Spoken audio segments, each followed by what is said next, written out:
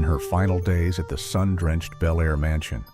Elizabeth Taylor often sat quietly by the window, her legendary violet eyes gazing far away into the void. She was no longer interested in million-dollar jewelry sets. Instead, she spent her time rummaging through memories of the men who had passed through her life. Hollywood called it the Golden Age, a place where elegant gentlemen sat on the throne of fame. But behind the closed doors of lavish hotel rooms, Liz witnessed a completely different truth. These were not romantic love stories on the screen, but haunting hidden corners of sickness, manipulation, and twisted souls. From the frantic self-destruction of Montgomery Clift, the dictatorial power of Gable, to the artificial hallucinations of Cary Grant, or the perverse dependency of Eddie Fisher.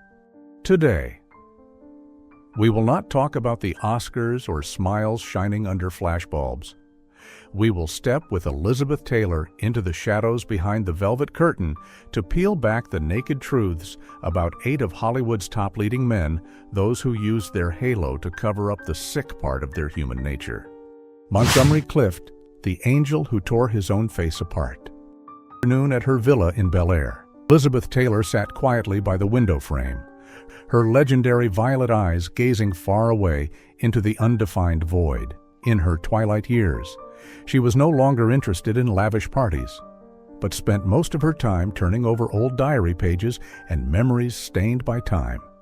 To Liz, Hollywood was not just a place of brilliant stage lights, but also a museum storing broken souls. And when mentioning the sickness hidden behind an angelic beauty, the first name that appeared in her mind was Montgomery Clift. Montgomery Clift was not only a talented actor, he was once a symbol of perfection that made all of Hollywood hold its breath. But Liz recalled that behind that delicate face was an extreme obsession with himself. While other leading men worried about enjoying fame, Monty viewed his own face as a burden. He could stand for hours in the darkness of the studio, just to mumble to himself and stare into the mirror with an incomprehensible disgust. Liz recounted that Monty seemed to always find ways to destroy his own image, a type of mental instability that no studio at that time dared to make public. She recalled the period after the horrific car accident in 1956 when she herself saved his life right at the scene. Since then, Monty was no longer a normal man. He began to fall into a spiral of self-abuse. Monty did not hide his breakdown. He exposed it as a way to test the patience of those around him. Liz once witnessed him abusing various sedatives while laughing in a soulless way when looking at old photos of himself, then casually tearing them up as if destroying an enemy. What made Liz feel most uneasy was Monty's habit of self-isolation and mental torture. He frequently invited strangers, people with disreputable lives from the dark corners of the city, back to his apartment. He did not seek connection. Rather, he wanted them to witness him writhing in psychological crises. Once, Liz walked into Monty's room and found him huddled on the dark floor, surrounded by broken bottles. He looked at her with glazed eyes and whispered, "Liz, this is the real human being the audience should see." Behind the camera, Monty's instability was also shown through the way he manipulated the working atmosphere. Liz said that he frequently created extremely tense situations right before a scene, just to see everyone around fall into a state of panic. He viewed breaking the peace of others as a way to fill his own pain. For Monty, rules about professionalism or minimum politeness seemed not to exist. He could be laughing and talking happily, but the very next second become irritable and use the harshest words to criticize everything. Liz remembered one time on set, Monty appeared with a haggard appearance and breath reeking of stimulants. He casually took out a handful of pills of all kinds and challenged those around to stop him. When everyone backed away in fear, he just laughed loudly, a hollow laugh that made everyone present feel a chill down their spine. He turned the set into a place full of toxicity, where he could freely display his instability without needing to care about reputation or the feelings of colleagues. Ending the story about Monty, Elizabeth Taylor sighed, her her trembling hand taking a sip of cold tea. To her. Montgomery Clift represented the saddest and strangest chapter of Hollywood. He was not a villain, but he was certainly the man with the most twisted soul she had ever met. He used his beauty to cover a deep abyss. And even when standing on the brink, he never stopped pulling those who loved him into that chaos. Clark Gable, the cold-blooded tyrant who denied his illegitimate child. Elizabeth Taylor gently turned to another page in the album of her life. If Monty represented fragile self-destruction. The next man appearing in her memory was a completely different extreme, a king holding absolute power, but possessing a heart so frozen it was pathological. That was Clark Gable. In the early days of the 1960s, when Liz was at the peak of power in Hollywood, she often sat in the makeup room and observed the big heart, big shots of the previous era. Clark Gable, who was dubbed the King, always appeared with a perfect appearance, a signature smirk, and an elegant demeanor that had captivated millions of women through the movie Gone with the Wind. But to Liz, behind that gentlemanly shell was a man trapped in toxic arrogance and a lifestyle of controlling others to an extreme level. She recalled that living next to a king like Gable was not a privilege, but a chilling experience of apathy. She recounted that Gable's sickness lay in the way he turned all those around him into tools to serve his great ego. Liz recalled the days at MGM Studios, where Gable reigned like an uncrowded tyrant. He had a strange obsession with submission. Anyone. From the director to the lighting staff. If they accidentally did something that did not please the king, would immediately be punished with cold silence or be kicked off the set immediately. Gable did not need collaboration. He needed servants.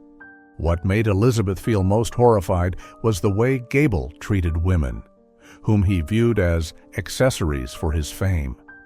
Liz recounted with a voice full of sarcasm that Gable had a pathological habit of always wanting to prove his power of conquest anywhere. However, that conquest did not come with love, but with possession.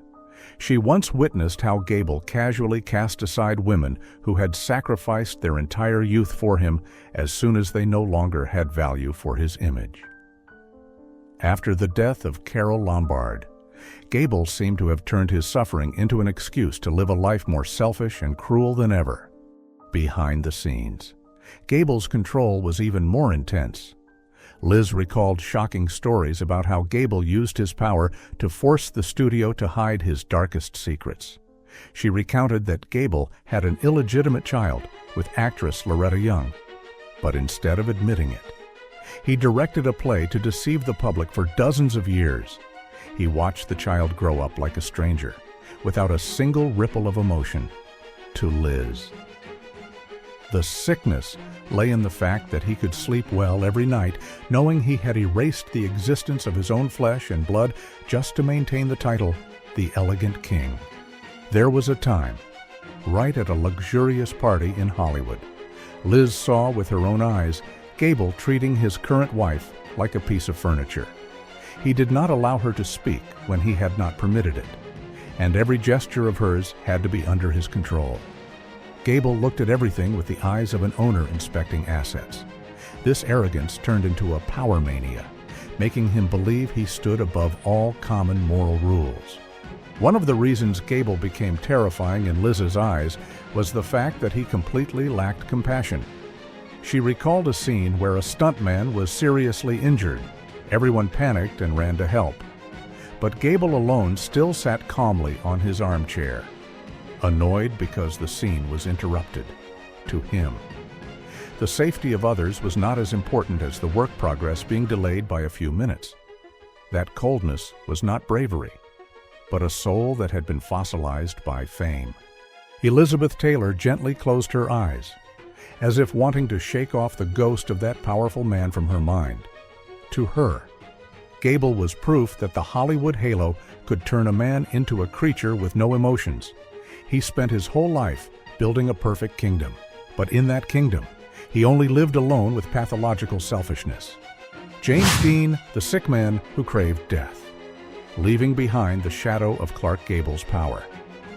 Elizabeth Taylor brought her mind back to the mid-1950s. This was the time Hollywood was transforming, and she met a young man with messy hair who would soon become a global symbol of rebellion. But in Liz's memory, James Dean was not just a short-lived genius. He was a soul carrying within him psychological deviations that made anyone near him feel insecure. In the days on the set of Giant in 1955, Liz sat in her tent, looked out, and saw Jimmy, the intimate name for James Dean, standing solitary in the burning Texas fields. At the age of 20, Jimmy represented a new generation, but his rebellion was not like what the press fabricated. To Liz, it was a sickness stemming from an obsession with death and an internal emptiness that could not be filled. She recalled that making friends with Jimmy was like playing with a time bomb that he himself wanted to detonate.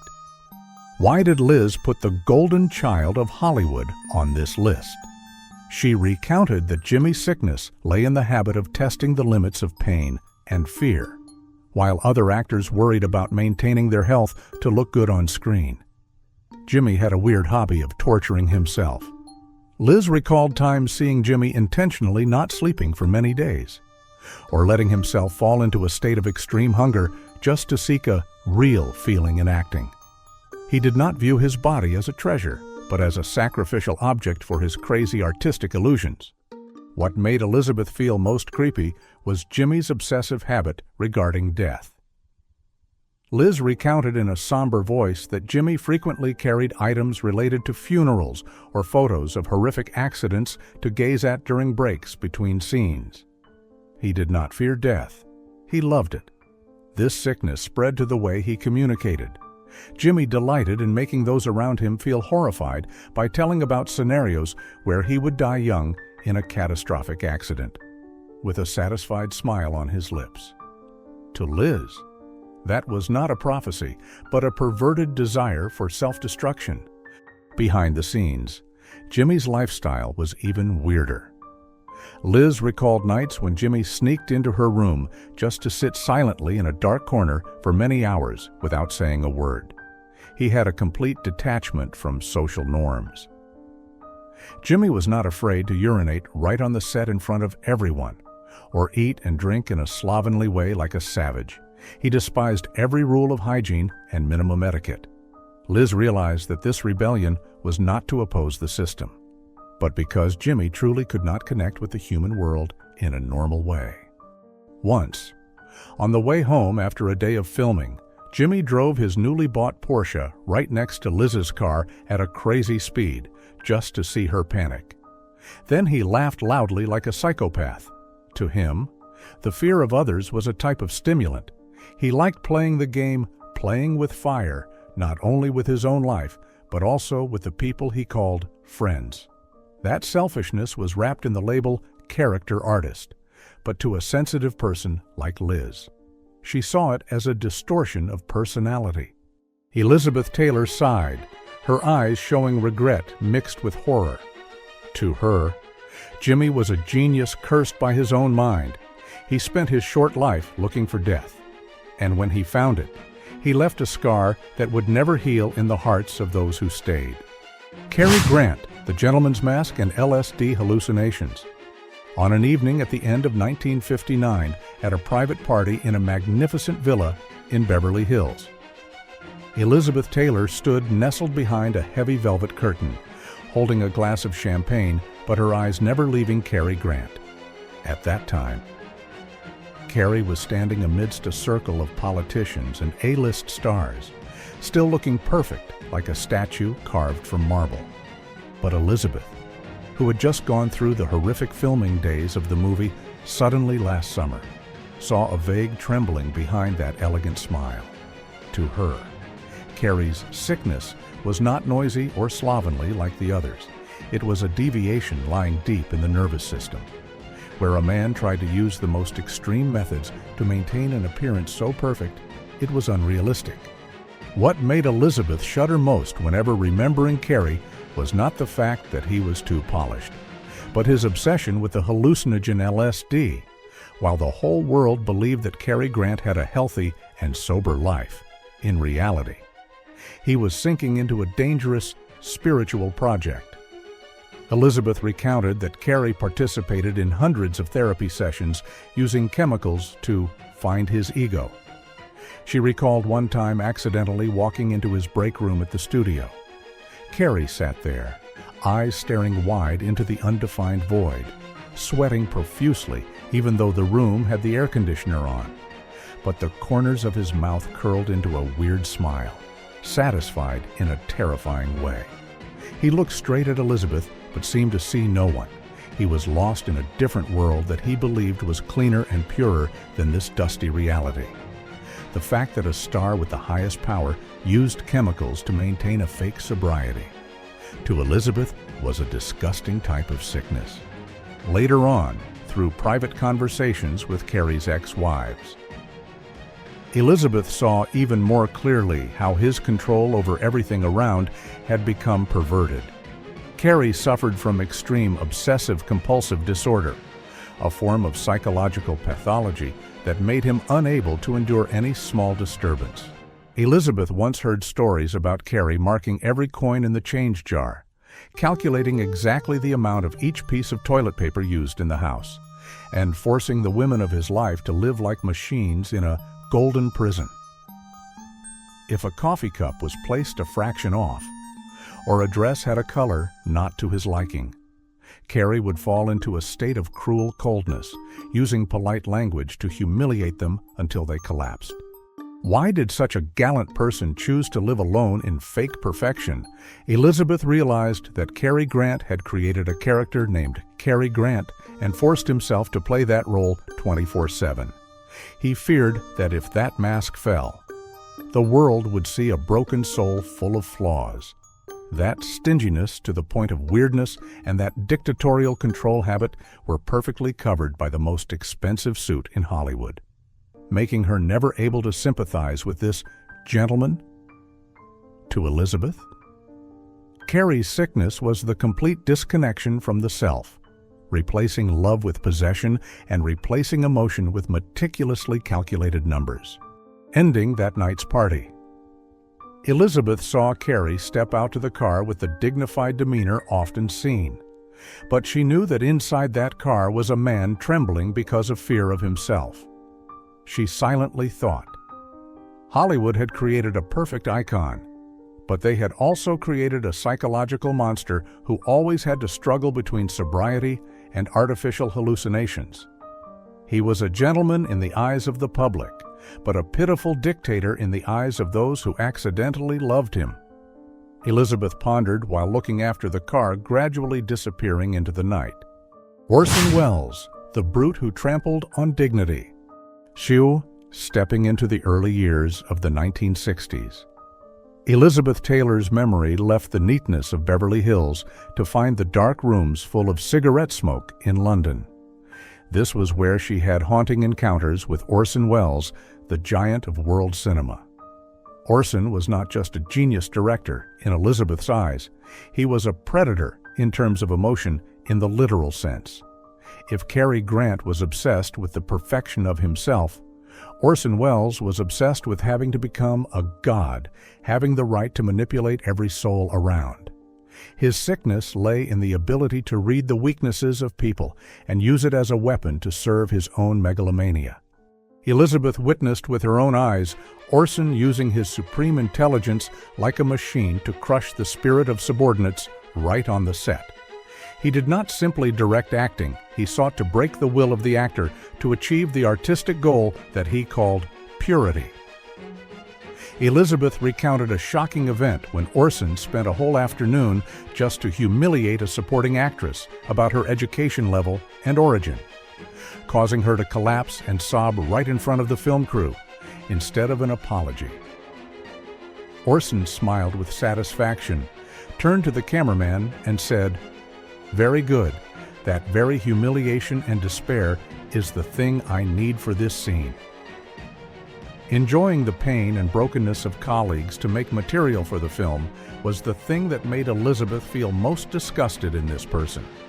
That was no longer art. That was the cruelty of a sick narcissist behind the stage lights. Orson Welles lived a life based on sacrifice and exploiting others without a single bit of remorse.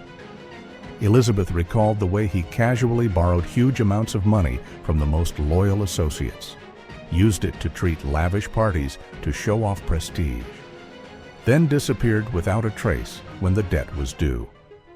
He did not have the ability to love or be grateful. He only needed obedient people ready to applaud his great lies. Even Orson was ready to erase the names of those who had created masterpieces with him just so he alone could monopolize the halo on the newspaper. To Orson, people were just tools, chess pieces in the great play where he was the only one worthy of being honored. What made Elizabeth feel worst about Orson was the hypocrisy of a genius. He could talk about humanity, about freedom, and noble values in interviews. But in real life, he trampled on every minimum moral standard. Orson's loneliness in the final years of his life was not a tragedy of an unused genius, but according to Elizabeth, it was the inevitable result of a heart that had been eaten by narcissism until it was hollow. He had chased away all the people who once truly loved him, just because they were no longer strong enough to kneel before his ego. He was a giant without a soul. Elizabeth silently thought so when witnessing the coldness was emitting from Orson Welles in a late working session. She realized that his sickness was much more dangerous than the addiction of Monty or the rebellion of Jimmy. Because Orson used intellect as a shield for cruelty, Hollywood might forever worship his brain. But Elizabeth Taylor would forever remember the emptiness and ingratitude of a man who chose to live like a lonely god on the ruins of broken relationships. Rex Harrison, the bastard who committed adultery by his wife's sickbed. Next, Elizabeth Taylor took us to Rome in 1963, where the mega project Cleopatra was turning into a backstage nightmare. Here, she had to face a completely different type of sickness, wrapped in the shell of British aristocracy and the fake elegance of Rex Harrison. If the people before were victims of drugs or rebellion, Rex Harrison was a sophisticated dictator who believed that this world existed only to be a background for his greatness. In the burning sunny days at the Cinecittà studio, Elizabeth often observed Rex Harrison from behind the frame. At that time, Rex played the role of Julius Caesar, and he seemed to have brought the ego of this emperor into real life. Elizabeth recounted that Rex's sickness lay in the coldness to the point of cruelty in the way he divided classes between people. He never looked straight into the eyes of logistics staff or extras, viewing them as inanimate objects. Elizabeth clearly remembered one morning when a young female assistant tremblingly offered him the emperor's helmet but accidentally tilted it a bit. Instead of reminding, Rex used the most contemptuous look to look at the girl as if she were a lower creature, forcing her to stand still under the harsh sun for hours just so he felt his power was respected. That enjoyment of the feeling of humiliating others slowly made Elizabeth feel a chill down her spine. What made Elizabeth most disgusted was Rex's philandering habit and the lack of compassion to an extreme degree. She recounted with a deeply sarcastic voice that Rex had a pathological habit of always needing absolute submission from women, but was ready to trample on them when they were weakest.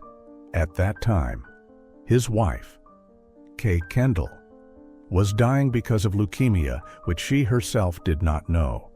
Instead of sparing the last compassion for the poor wife, Rex turned that suffering into a stage for him to act the role of devoted husband before the public, while in reality, behind her back, he still continued flashy affairs and despised her existence. To Elizabeth, exploiting the death of a loved one to decorate one's own image was the peak of moral decay. Behind the scenes, Rex Harrison was also famous for the arrogant habit to the point of dictatorship towards colleagues. Elizabeth recalled that Rex frequently used subtle mocking words to discourage co-stars, especially women, if she had an excellent segment. Rex would find every way to ruin that scene by creating fake technical errors or complaining about light, so the camera had to shoot again until her concentration was broken. He did not accept anyone shining more than him in the frame. This selfishness turned into an obsessive-compulsive disorder, where everything from the color of the carpet to the temperature of the mouthwash had to be exactly to his liking. Otherwise, he would cause a mental crisis for the entire film crew. There was a time, right in a celebration party in Rome, Elizabeth saw Rex criticize a young male actor just because he dared to wear a suit with a style nearly similar to his. Rex used his erudite vocabulary to humiliate that guy amidst the crowd, turning a coincidence into a crime against the monopoly of Gentleman Rex. That coldness and excessive self-worship turned him into a creature with no real emotions. Elizabeth realized that Rex did not need a friend or a wife. He needed a team of slaves who knew how to applaud at the right time for his every step. Ending the movie Cleopatra, Elizabeth silently promised never to let her soul be stained by the toxicity of Rex one more time. She looked at that man walking in the elegant tailcoat, but she only saw a soulless corpse trying to cover the rot inside with archaic rules. Peter Lawford, the pimp who traded girls for power. In the middle years of the 1960s, Elizabeth Taylor no longer just saw hidden corners on the set, but started to venture into lavish parties, where the halo of Hollywood and the political power of Washington intersected.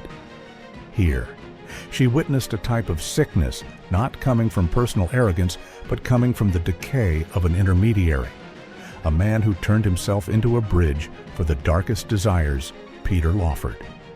If Rex Harrison was a lonely dictator, Peter Lawford was a broker of darkness who had lost his soul in serving the games of the upper class. In the party nights at the Villa by the Sea in Santa Monica, Elizabeth often caught Peter Lawford moving like an elegant ghost amidst cocktail glasses and thick cigarette smoke.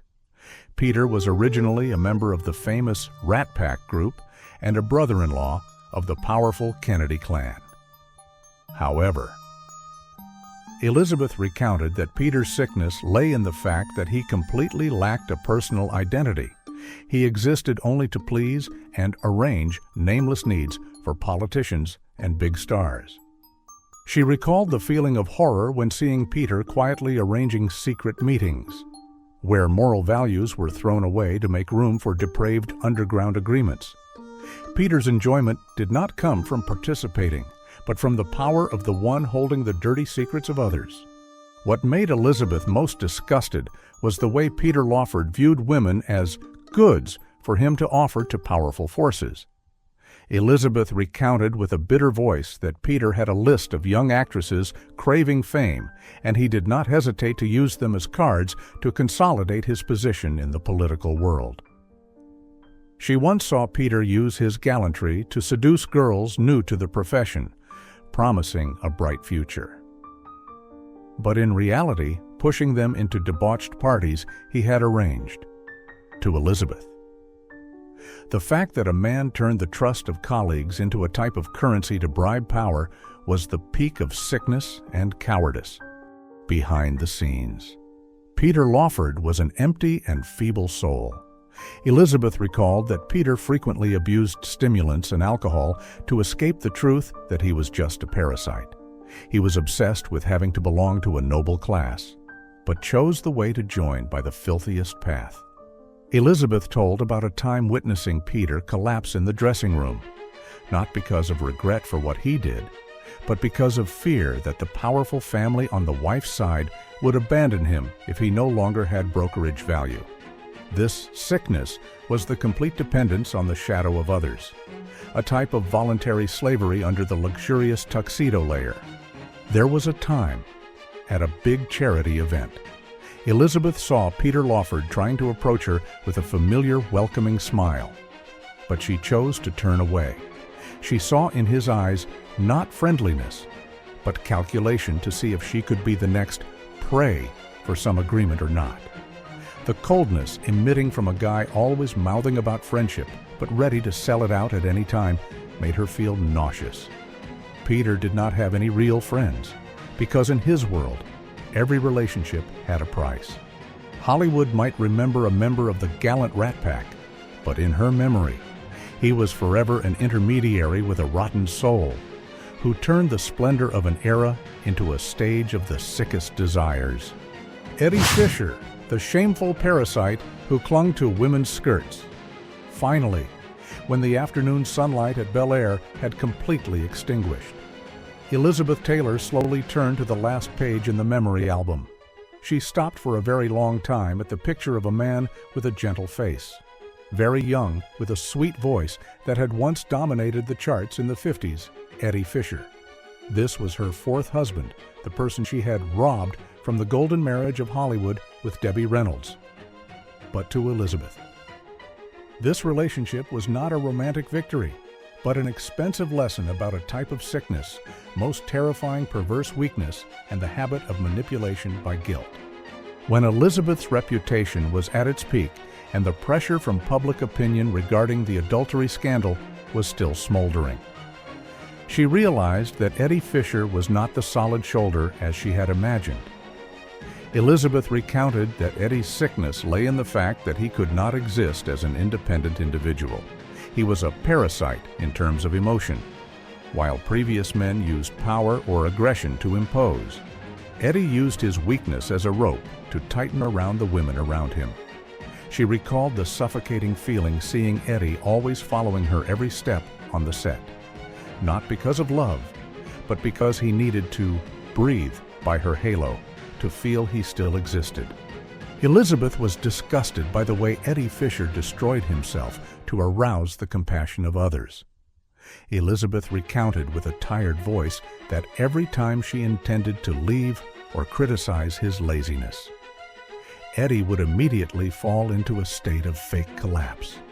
He would cry, threaten suicide, or seek sedatives with high doses right in front of her just to see her panic and have to come back to comfort him. Elizabeth recalled Eddie being obsessed with having to become her perfect shadow. He neglected his singing career, which was brilliant just to sit in Elizabeth's dressing room, make tea, carry bags, and watch her make up for hours with an infatuation to the point of sickness. When not having Elizabeth by his side, Eddie completely lost direction and fell into prolonged drug highs. She told about a time returning home after an exhausted filming day, seeing Eddie lying unconscious on the bathroom floor. But as soon as seeing her, he smiled and said, "Look how much I suffered when you were absent." Enjoying his own pain to bind others was the thing that made her feel creepy. She recalled the way he casually spent huge amounts of money she earned, buying luxurious gifts for herself with her own money to soothe the feeling of guilt of himself. Eddie did not have the self-respect of a man. He was satisfied with being a high-class servant, as long as being able to live in silk and velvet. Elizabeth felt horrified when realizing that this man was ready to trade both honor and pride just to be able to cling to the power and beauty of a woman. This dependence was no longer love. It was a deviant psychological syndrome. Elizabeth Taylor closed the album, her eyes showing serenity as if just having shaken off a burden of 1,000 pounds. She saw the image of Eddie Fisher gradually fading in the flow of time, a man who spent his whole life clinging to the shadows of great women and died in the oblivion of the public. Eddie was the most terrifying man because he never admitted he was a predator. He always played the role of the wounded prey. 8 men, 8 separate tragedies. They were all kings on the silver screen, but were pathetic slaves to the demons in their souls. One chose death to liberate. One lived worn out in a glamorous shell. Liz realized a naked truth. Hollywood does not turn people into monsters. It only nurtures, fattens the darkest parts that have slept in them from before. She was the last survivor, simply because she dared to look straight into that ugliness instead of letting it swallow herself. Which of these 8 men's sickness are you most obsessed with, the cruelty of Clark Gable or the shameful parasitic habit of Eddie Fisher? Leave your opinion right below the comment section. Don't forget to click follow the channel so as not to miss other naked truths about the Hollywood golden era